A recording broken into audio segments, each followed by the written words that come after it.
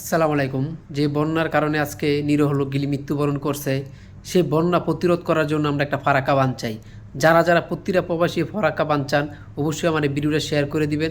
আপনার এই ভিডিওর মাধ্যমে লাইক কমেন্ট দিয়ে আপনারা বুঝিয়ে দিবেন, হ্যাঁ আমরা অর্থ সহযোগিতা করব, আমরা ফারাক্কা বাঁধের পক্ষে আছি। ফারাক্কা বাঁধ দেওয়ার জন্য আমরা যত অর্থ সম্পদ লাগে সব কিছু দিয়ে আমরা মাঠে থাকবো, এমনকি ফারাক্কা বাঁধ দেওয়ার জন্য পাশে থাকবো। বাংলাদেশের সরকারের কাছে আমাদের একটা দাবি রইল, অবশ্যই সরকারের যেন এটা অল্প কয়েকদিনের ভিতরেই এটা চিন্তা ভাবনার ভিতরে নেয়। আমরা এমন একটা আবেদন আমরা বাংলাদেশ সরকারের কাছে রাখতে চাই। ফারাক্কা বাঁধের জন্য যে অর্থ সহযোগিতা লাগে আমরা প্রতিটা প্রবাসী করতে চাই। আজকে এই যে কুমিল্লা, ফেনী, নোয়াখালী যেভাবে মানুষ মৃত্যুবরণ করছে, হৃদয় কেঁদে উঠেছে।